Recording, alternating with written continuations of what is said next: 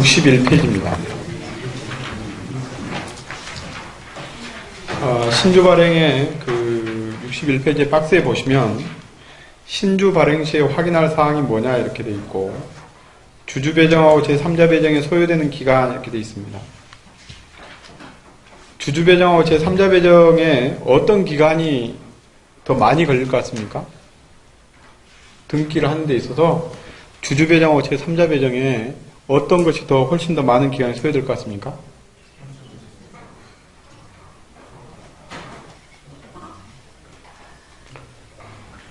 주주 배정입니다. 주주 배정.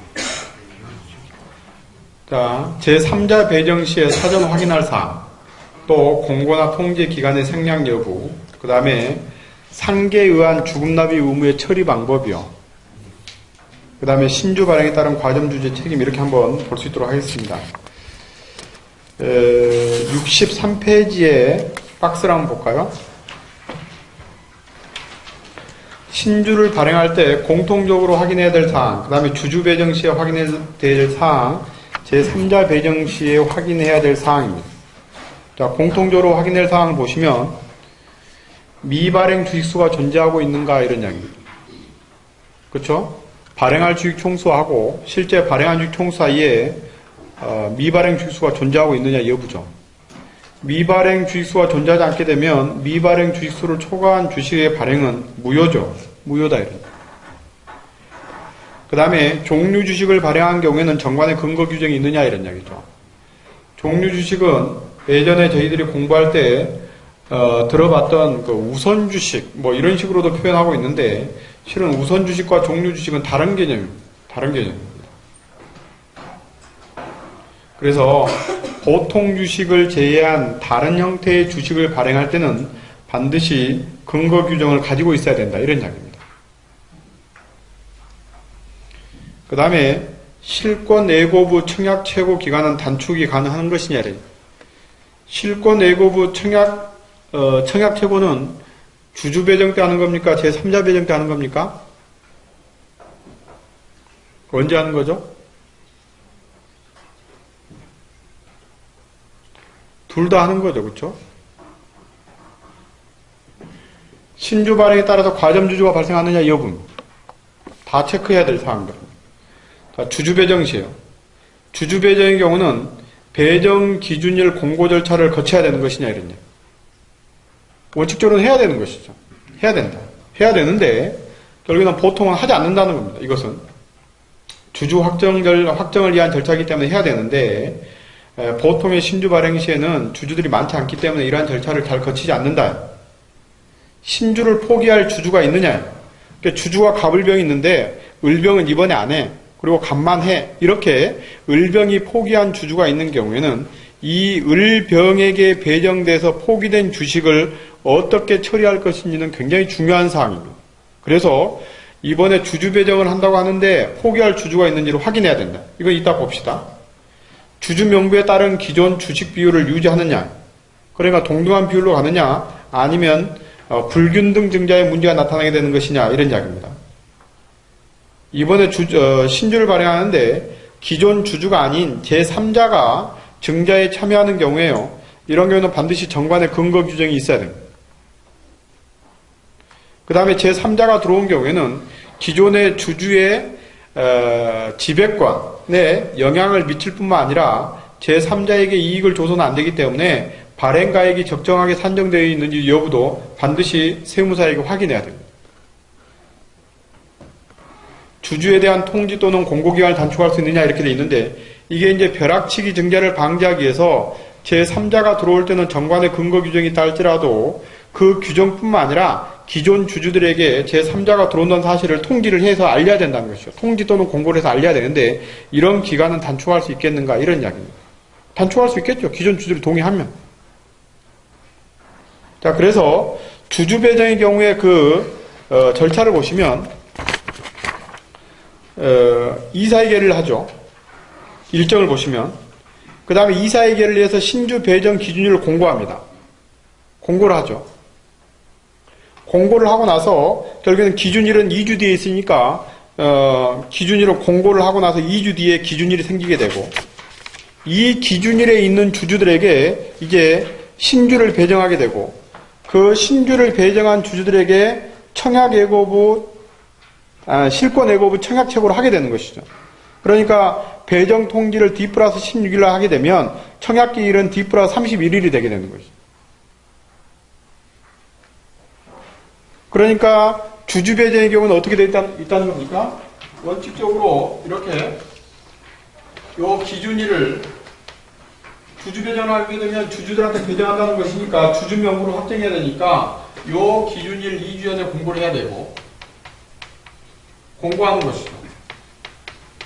공고하고 그 다음에 기준일 정해져 가지고 여기에 배정이 있게 되면 이 배정받은 주주들한테 이제 청약을 할 것이냐 말 것이냐를 묻게 되는 것이죠. 그렇죠? 이게 이제 청약책으로 하는 것이죠. 이건 통지죠. 이건 통지죠. 그래서 앞으로 2주는 기준일 공고를, 뒤로 2주는 청약책으로 하게 된다 이런 이야기입니다. 자, 그런데 제3자 배정의 경우에 있어서는요. 제3자 배정에 있어서는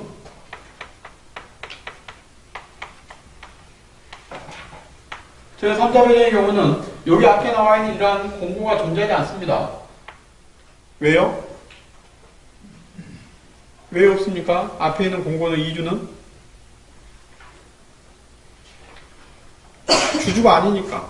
주주가 아니니까 없는 것이죠. 요 뒤에 있는 요 2주만 있는 것이죠. 그러니까 제3자한테 줬죠. 이제 정이라는 사람한테 줬다 이러죠. 정이라는 사람한테 주면 정한테 결국에는 이렇게 납입할 것이냐 여부를 묻게 되는데 청약책으로 하게 된다는 겁니다. 근데 여기 나와 있는 이 기간뿐만 아니라 여기에 들어오기 전에 주주에게 이 기준을 알려야 됩니다. 그러니까 여기에 주주에게 알려야 되는데 이게 통지 또는 공고입니다. 아까 저희가 그 첫 번째 시간에 말씀드렸었죠. 그렇죠? 이 통지와 공고는 구분되게 되는데 저희가 실무상 통지와 공고를 갖다가 가름해서 사용할 수 있는 것이 대표적으로 이 제3자 배정에 있어서 주주들에게 제3자가 들어온다는 사실을 알리는 겁니다. 그래서 납입기일에 2주 전에 통지 또는 공고를 하게 되어 있거든요. 그래서 여기는 공고가 2개가 있고 여기도 공고가 2개가 있는데 이것은 앞으로 2주 뒤로 통지. 요 밑에 경우는 한 사람 하나는 통지, 하나는 통지 또는 공고 이렇게 하게 되어 있는 거죠. 밑에 경우는 제3자 배정이다 이런 이야기죠.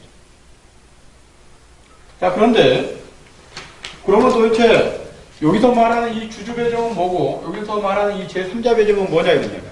자, 갑, 을, 병 이 사람 배정했습니다. 비율대로. 배정했죠. 그 다음에 그대로 갑을병이 그대로 인수했습니다. 납입했습니다. 이건 주주 배정이에요. 자기가 배정받고 배정받은 대로 돈 다 냈다 이런 얘기예요. 자, 여기에 배정했습니다. 배정했죠. 그런데 갑은 돈을 내고 을은 여기 나와 있는 돈을 안 냈습니다.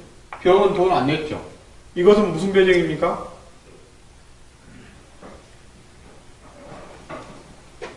자, 갑한테 배정을 했습니다. 을한테 배정을 하지 않았습니다. 병한테 배정을 하지 않았죠. 그러니까 갑만 돈을 냈죠. 여기에 나와 있는 이 세 번째는 무슨 배정입니까?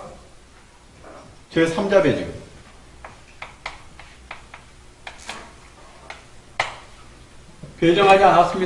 배정하지 않았습니다. 배정하지 않고 정한테 배정했습니다. 제3자 배정. 그럼 여기서 보시면 제3자 배정이라는 것이 기존의 주주가 아닌 사람한테 배정한 것뿐만 아니라 기존의 주주한테 배정을 했는데도 불구하고 을, 병은 배정하지 않고 갑한테만 배정한 경우요. 이것은 주주한테 줬지만 이것은 주주 배정이 아니라는 겁니다. 주주 배정이 아니라는 것이죠. 요 위의 경우는 주주 배정이라는 것이죠. 그러면 이것은 주주 배정이고 밑의 경우는 주주 배정이 아니고 제3자 배정이라 했는데 그러면 주주 배정하고 제3자 배정을 구분하는 기준은 뭡니까? 구분 기준은 뭐냐 이런 이야기. 기존 주주한테 그 비율별로 배정을 했는가 여부. 납입이 아니라 배정을 했는가 여부. 균등한 기회를 줬느냐 여부입니다. 여기 나와 있는 이 균등한 기회를 주지 않는 거잖아요. 요거 안 준 것이죠. 이건 준 것이죠. 납입을 했는가 여부를 불문하고. 그렇기 때문에 위의 경우는 주주 배정이고 밑의 경우는 제3자 배정이고. 그러면 이게 주주 배정이나 제3자 배정에 따라 가지고 우리가 검토를 해야 될 건 굉장히 많습니다. 자, 주주 배정의 경우에는 법률의 주주의 신주 인수권은 원칙적인 것이기 때문에 근거 규정이 없어도 그냥 비율별로 나눠서 주면 되는 것이죠. 그런데 이게 제3자 배정에 해당되는 경우에는 뭐가 필요합니까? 정관의 근거 규정이 필요합니다. 그래서 정관의 규정이 없으면 제3자 배정이 허용되지 않는다는 겁니다. 그렇죠? 그러니까 정관에 이런 형태의 신주가 발행되게 되면 정관부터 봐야 되는 것이죠. 정관부터 보게 되는 것이죠. 그 정관에 볼 뿐만 아니라 이런 절차에서도 달라지는 것이죠. 여기에 위의 경우는 지금 이것은 주주 배정의 절차고 밑의 경우는 제3자 배정의 절차죠. 그래서 절차도 다르죠. 그 다음에 또 하나는 이렇게 주는 경우에 있어서는 중요한 문제 중 하나는 발행 가격의 문제입니다. 우리가 고려해야 될 것이 여러 가지가 있다는 겁니다. 근데 여러 가지가 있는데 이게 주주 배정인지 제3자 배정인지가 구분되지 않게 되면 결국에는 여기 나와 있는 일하는 것이 어떤 조건을 구비해야 되는지를 알 수가 없는 것이죠. 이건 뭐 이해되시죠? 그렇죠? 자, 그런데 이제 자, 갑한테 배정했습니다. 을한테 배정했습니다. 병한테 배정했습니다. 배정을 했는데 이 사람이 사지 않았습니다. 이 사람이 청약을 하지 않았습니다. 그래서 요 두 개를 몰아가지고 여기에 갑이라는 사람이 세 개를 샀다 해요. 이렇게요. 배정은 제일 처음에 똑같이 했죠. 그런데 을병이 자기는 청약을 하지 않아서 실권했습니다. 실권의 주식을 갑이라는 사람이 전부 다 취득을 했다는 겁니다. 세 개를. 이것은 주주 배정이냐 제3자 배정이냐 이런 이야기입니다. 뭡니까? 무슨 배정이죠? 주주 배정이 판례 태도입니다. 이건 그 에버랜드 전환사채에 관련된 판례죠.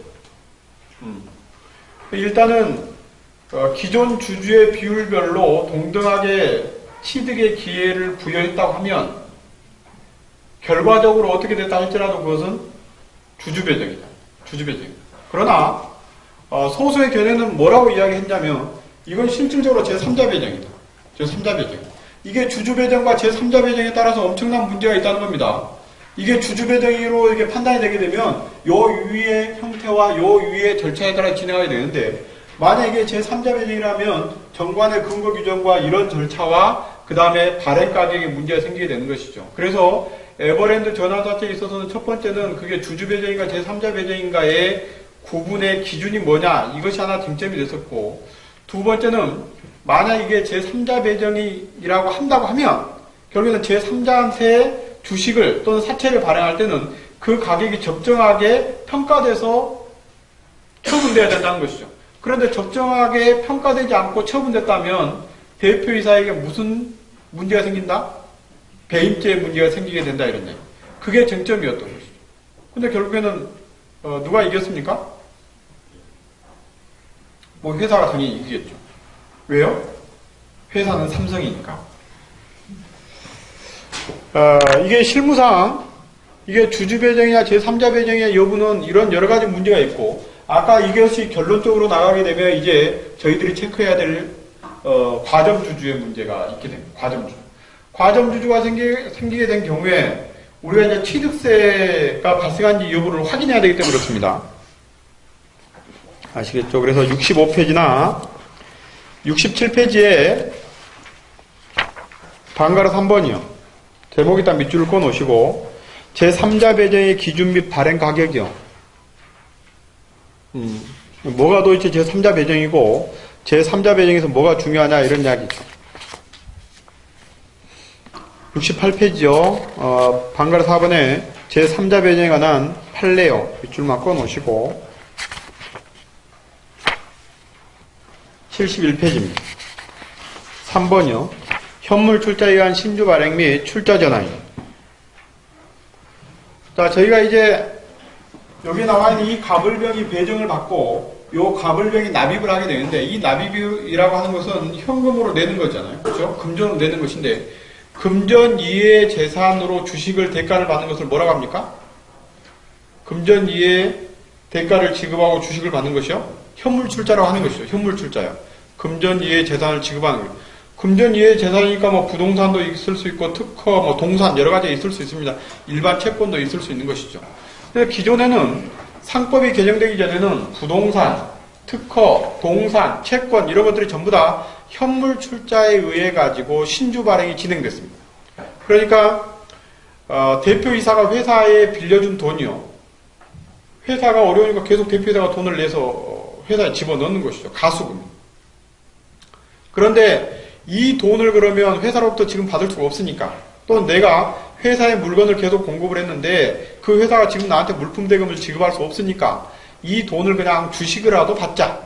주식으로 받자. 이런 경우에는 기존에 전부 다 이게 현물 출자였다는 겁니다. 현물 출자에 의해 가지고 주식을 받으려고 하면 문제가 뭐냐면 현물 출자라는 것은 그 출자 목적물 자체가 적정하게 평가가 되지 않게 되면 다른 주주의 이익을 해할 수 있죠. 또 회사에 손해를 끼칠 수 있으니까 반드시 감정인의 감정을 거쳐라. 플러스 법원의 인가를 얻어라. 이런 거잖아요. 그렇죠? 그래서 저희가 이제 결국에는 현물 출자에 대해 설립할 때 현물 출자에 대한 내용을 하잖아요.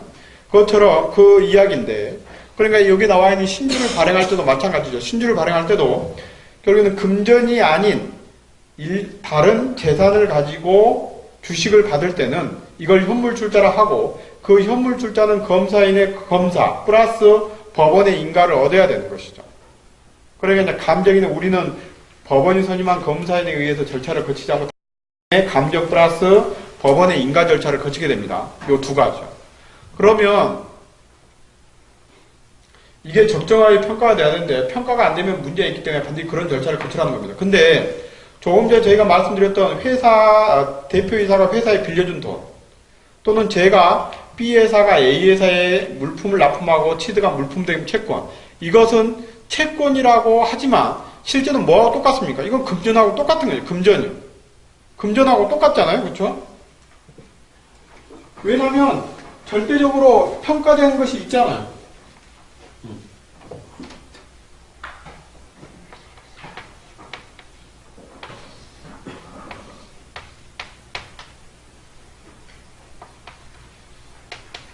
옛날에 이것을 이렇게 구분했다는 겁니다. 금전으로 주식을 받는 경우 이것을 주식으로 받는 경우에 있어서는 반드시 법원의 인가를 얻어야 돼요. 근데 여기 나와 있는 이 채권 자체는 실제로 확인이 되면 이것은 금전하고 똑같은 것이죠. 그렇죠? 그래서 지금은 어떻게 하게 되냐면 이것하고 이것은 똑같이 취급하게 되면 금전하고 이 채권은 똑같이 취급하게 된다고요. 그러니까 금전을 납입하고 주식을 주거나 채권을 주고 주식을 받거나 그러니까 채권을 준다는 것은 결국에는 회사에 받을 돈 하고 내가 주금액으로 내야 될 돈을 어떻게 한다는 겁니까? 상계한다는 이야기예요. 상계한다. 내가 내야 될 주금액 하고 회사로부터 받을 돈을 상계한다는 것이죠. 그래서 이걸 상계를 해갖고 대신에 주식을 받게 되는 것이죠. 법원의 인가 절차를 거치지 않는다는 겁니다. 나머지는 거쳐야 되죠. 부동산, 동산, 특허 이런 것들은 결국에는 금전으로 바로 평가될 수 있는 객체가 아니잖아요. 그렇죠? 평가되어 있지 않잖아요. 그렇기 때문에 이것은 법원의 인가를 얻게 되죠. 이것은 요 감정인의 감정하고 플러스 법원의 인가를 얻어야 돼요. 근데 이거 채권은 상계만 하면 되는 것이죠. 이 금전은 그냥 납입하면 되는 것이죠. 그렇죠? 돈 통장으로 보내면 되는 것이니까. 네. 그래서 이게 실제로 한 2년 정도 저희들 등기 업무에 있어서 큰 역할을 했던 것들이죠. 그렇죠? 이런 등기들이 많았다는 겁니다. 많았다. 저게 돈이 있다는 것은 채권은 어떻게 증명되는 겁니까? 결국에는 뭐 통장으로 돈을 보냈다거나 차용증이 있다거나 이렇게 하는데 저희가 그 채권을 증명한 서류는 어떻게 하게 되냐면 회계사 사무실에도 다 가지고 있잖아요. 회계사 사무실에 보면 계정별 원장이 있습니다. 대표이사가 언제 돈을 얼마씩 넣어가지고 현재 돈이 얼마인지를 나온다는 겁니다. 그러니까 저희가 회사에서 준 통장 가지고 저희가 만들 수는 없잖아요.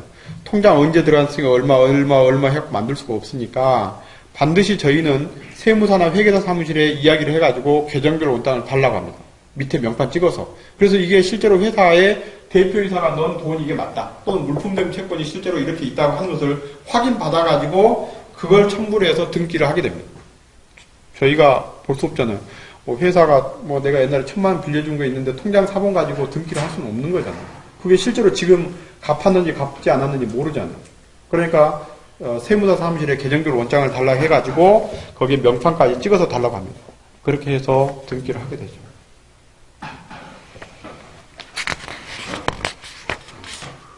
자, 넘어가가지고요. 78페이지 한번 볼까요? 신주 발행에 따른 과점주주의 책임입니다. 그래서 거기에 78페이지 밑에 방가래 1번에 과점주주의 취득세 납부 의무가 있는데 법인의 주식 또는 지분을 취득함으로써 지방세 기본법 47조 제2호에 따른 과점주주가 되었을 때는 그 과점주주는 해당 법인의 부동산을 취득한 것으로 본다. 다만 법인 설립 시에 발행하는 주식 또는 지분을 취득함으로써 과점주주가 된 경우에는 그러하지 아니하다. 그러니까 여기 나와 있는 이 단서 조항은 부동산 취득 이전에 과점주주인 경우에는 여기에 해당되지 않는다 이런 말입니다. 뒤에 80페이지 표를 한번 볼까요? 80페이지 표를 한번 봅시다. 자, 과점주주의 구분 시기요. 52% 있었던 사람이 있습니다. 변동은 지분 변동은 없습니다. 회사가 부동산을 취득했습니다. 과세가 안 된다는 것이죠. 52% 있었던 사람이 있었습니다. 부동산을 취득했습니다. 55%가 됐습니다. 이런 경우에는 3%의 과세를 하게 됩니다. 40%가 있었습니다. 그런데 부동산을 취득했습니다. 그리고 나서 이 사람의 지분이 55%로 높아졌습니다. 이런 경우에는 15%의 과세를 하는 게 아니고 55%의 전체를 과세하게 됩니다. 세 가지만 보죠. 그 밑에 있는 것들을 나중에 한번 읽어보시기 바랍니다. 과점주주가 되었다가 과점주주가 아니었다가 과점주주로 되돌아오는 기간 자체가 이와 같이 5년 이내의 경우에는 실제로 과점주주인 때보다 늘어난 부분만 책임을 지게 된다는 겁니다. 앞에 있는 세 가지 경우만 여러분들이 한번 보시기 바랍니다. 까먹습니다. 이게 급하면 까먹는다고요. 그러니까 어떤 등기를 할 때까 신주 발행을 할 때 체크해야 될 사항들이 있었잖아요. 뭐 여러분 나름대로 이렇게 정리를 하실 수 있겠죠. 뭐 공통적으로 체크해야 될 사항, 주주 배정의 경우에 체크해야 될 사항, 신주 발행의 경우에 체크해야 될 사항 이렇게 해가지고 그 사항들을 먼저 체크한 후에 결국에는 서류를 진행을 해야 된다는 겁니다. 어떤 사무실에 가면 신주 발행 시에 필요한 서류 해가지고 1번 이사의 의사로, 2번 정관 사본, 3번 죽음나이 포괄유무 이런 것들을 기재하게 되는데 이런 것들은 실은 지금은 혹시 저희들이 잘 모르니까 그런 것들이 중요할 수 있지만 저희가 나중에 가서 업무를 하게 되면 그게 중요한 게 아니고 또 이제 어떤 것들을 체크를 해야 되는 것이 중요하죠. 그게 체크가 돼야지 그 뒤에 따라 나와 있는 문서들은 알 수 있을 거 아닙니까? 그렇죠? 등기가 능사가 아닙니다. 그러니까 이렇게 저렇게 어디로 가든 간에 서울로만 가면 된다. 이게 안 된다. 이렇게 하면 안 된다는 겁니다. 왜 도대체 서울로 어디로 가야 되는 것인지를 알고 가야 되는 것이죠. 그래서 서두를 필요가 없다는, 서둘지 마십시오. 절대로. 하나를 하더라도 하나씩 체크를 해서 가야 됩니다. 여러분들이 이제 공부하실 때 배웠던 책의 내용은 다 쓸모없는 것들이 태반일 수 있습니다. 뭘 하지 않으면? 공부를 하지 않으면. 공부를 하면 쓸모가 있을 것이고 공부를 하지 않으면 다 쓸모없는 것입니다. 85페이지 이제 이거 하나만 보겠습니다. 85페이지 이 박스의 그림을 한번 봅시다. 박스요.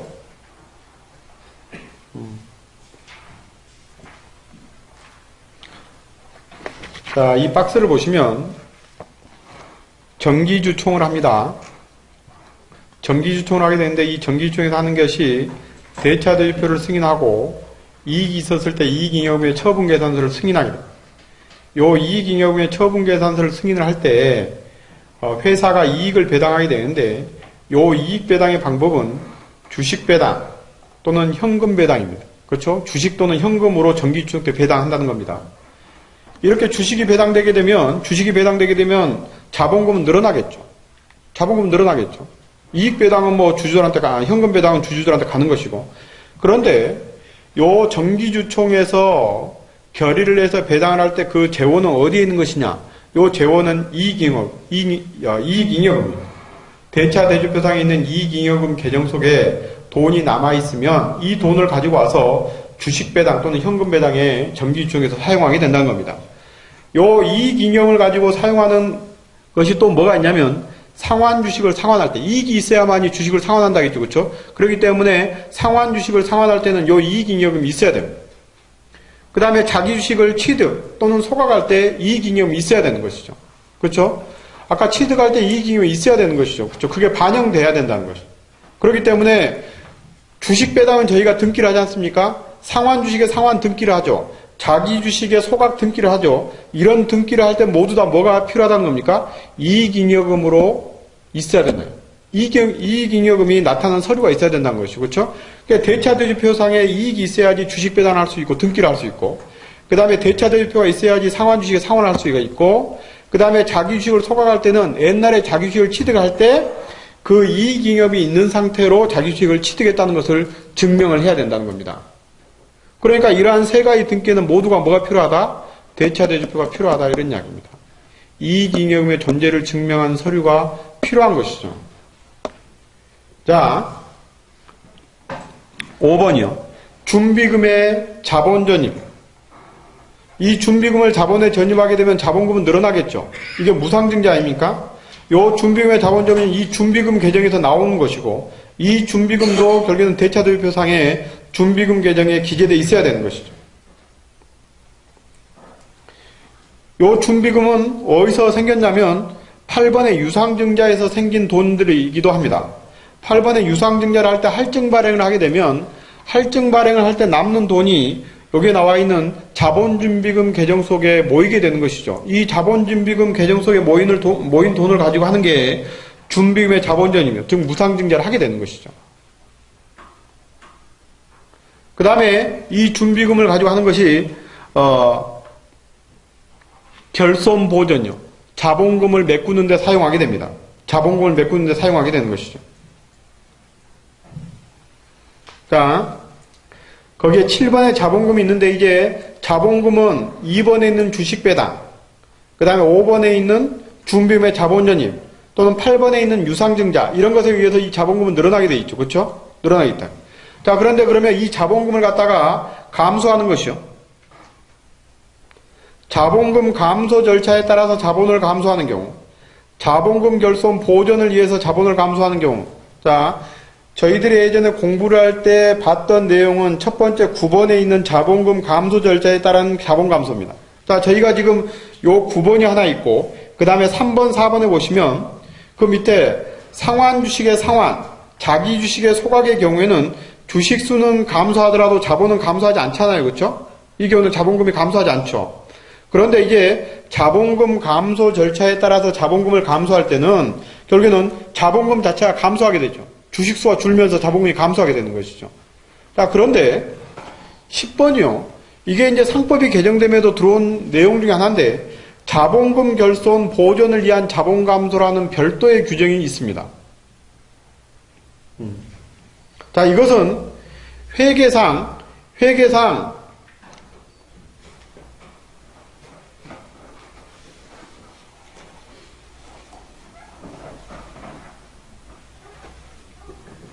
자, 이제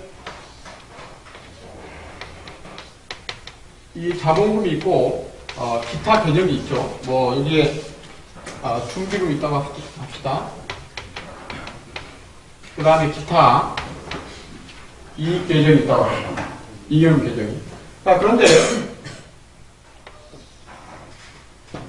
저희가 이제 자산 있고 부채 있는데, 그 다음에 여기에 이게 자본이죠. 이게 자본 계정이에요. 대차대표가 이렇게 세 부분으로 이루어져 있는데, 자산에서 부채를 빼면 항상 자본입니다. 항상 자본이고, 이걸 다른 말로 순자산이라고 합니다. 순자산이다 이렇게 얘기해요. 순자산이라 하는데 이게 자산이 10입니다. 부채가 7입니다. 부채가 7이요. 그러면 여기 순자산이 얼마입니까? 3입니다. 항상 이걸 빼면 1이 나온다겠습니까? 그런데 여기에 자본금이 5입니다. 여기요? 이게 5라는 것이죠. 여기는 뭐 여기라고 합시다. 그러면 여기가 몇입니까? 여기가? 마이너스 2죠. 2죠. 이걸 더한 이것을 자본이라고 했는데 여기에 자산에서 부채를 뺐더니 자본이 3입니다. 3인데 여기에 부정 항목은 5인데 그러면 이게 3이 되려면 이게 마이너스 2잖아요. 그렇죠? 그러니까 이 경우에는 다른 항목이 지금 자본을 갉아먹고 있는 거잖아요. 이게 자본금이 결손이 생기기 시작한 거예요. 자본금이 결손이 생기는 거잖아요. 이게 5인데 5를 유지하지 못하고 이제 3으로 떨어지는 거잖아요. 이게 다른 항목에 의해 가지고요. 네. 자, 그랬을 때요. 여기에 이제 이 자본금을 감소하게 되면, 즉 주식수를 감소하게 되면, 이게 자본금이 감소하게 되는 게 원칙이죠. 이렇게요. 이게 바로 이제 자본금 감소 절차에 따른 자본 감소를 말하는 거죠. 근데 이렇게 하지 않고, 여기 나와 있는 이 마이너스를 없애기 위해서 여기에 이것을 3으로 만드는 경우. 이렇게요. 5 했다가 마이너스 2나 3 했다가 0이나 똑같은 것이죠. 이거 전체적으로 똑같잖아요. 예. 근데 여기 나와 있는 이 두 번째 10번에 있는 게 자본금 결손 보존을 위한 자본 감소라는 게 요 자본금 결손이 생겼는데 이것을 없애기 위해서 이걸 줄이는 것이죠. 이것을 자본금 결손의 보존을 위한 자본 감소라고 합니다. 그러면 앞에 주식이 줄어들어가지고 자본금이 감소하는 경우하고 결국엔 이것을 2를 줄여가지고 이것을 갖다가 마이너스 2를 없애는 것하고 뭔 차이가 있느냐 이랬냐면 뭔 차이가 있겠습니까?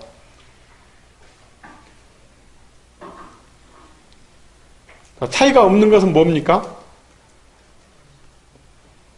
차이가 없는 것은 회사 채권자의 입장에서는 아무런 차이가 없다는 겁니다.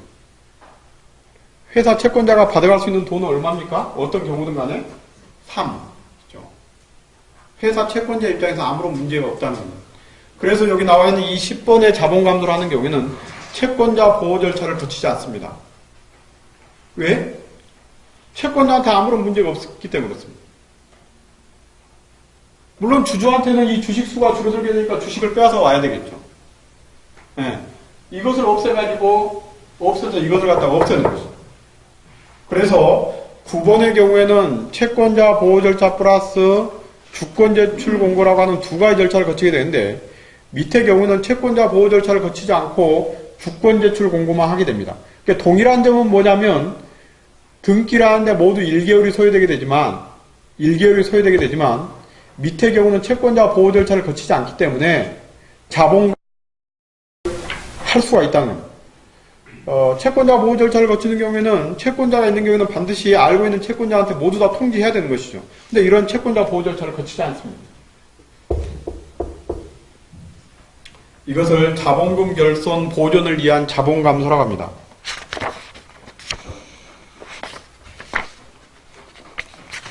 자, 87페이지 하나만 하고 마치겠습니다.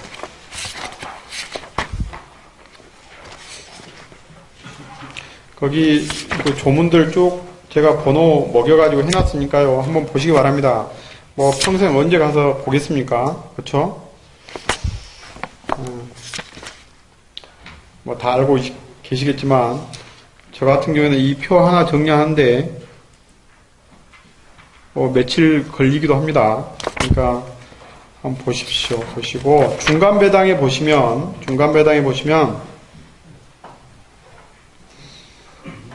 아까 말씀드렸듯이 중간 배당은 두 가지의 내용이 있어요. 두 가지요. 뭐냐면 정관의 근거 규정이 있어야만이 가능하다는 것. 정관의 근거 규정이 있어야 된다. 네. 두 번째, 중간 배당은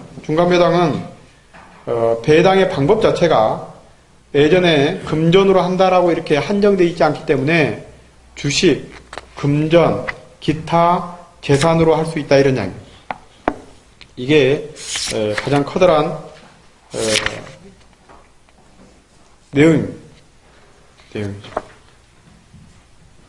그러니까 이제 다시 85페이지 와서 하나만 설명드릴까요? 85페이지 오시면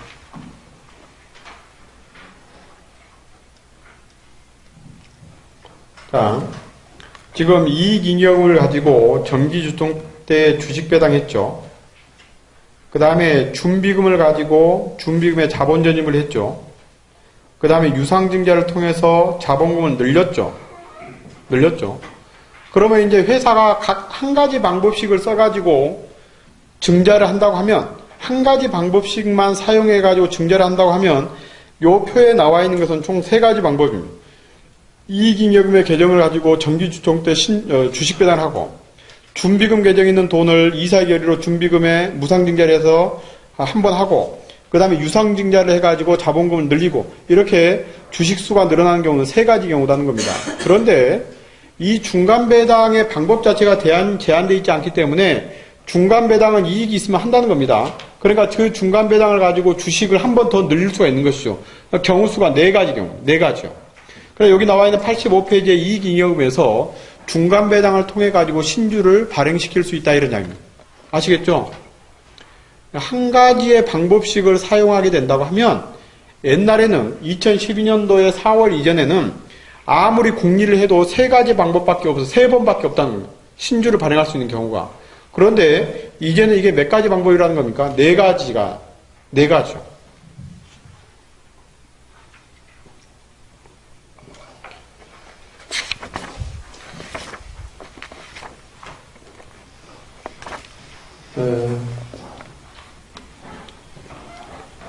나중에 거기 뒤에 나와 있는 정관을 한 번씩 꼭 보시고, 그 다음에 오늘 저희가 했던 거 이외에는 안 보셔도 크게 문제되지 않을 겁니다. 문제되지 않을 것이고, 저희가 오늘 한번 체크했던 것 정도는, 나중에 다시 꼭 한번 보시기 바랍니다.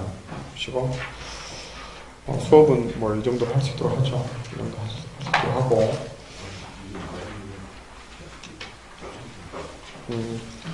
여기, 마지막으로 한마디만 드리면,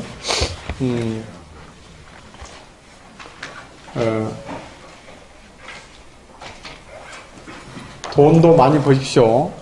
돈도 많이 버시고, 그 다음에 열심히들 하십시오. 열심히들 하시고, 근데 정말 가장 중요한 것은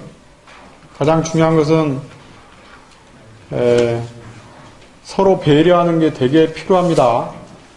법무사들은 이게 상인이 아니잖아요, 그렇죠? 법무사는 상인입니까? 상인이 아니죠. 상인이 아닙니다.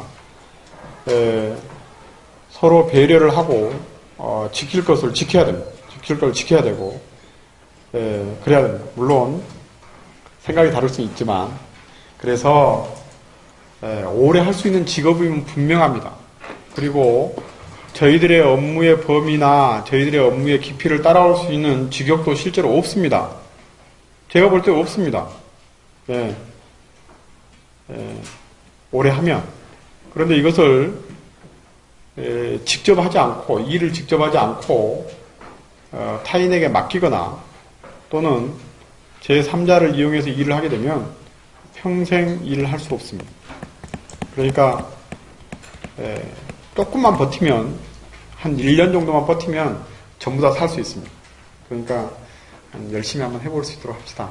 그리고 이제 여러분들을 다시 뵐 수 있는 기회가 있을지는 모르겠지만, 나중에 기회가 있으면 이 주식과 관련된 부분 말고 합병하고 분할하고 그 다음에 개인기업의 법인전환과 관련된 현물출자 부분을 한번 이렇게 할 수 있도록 하겠습니다.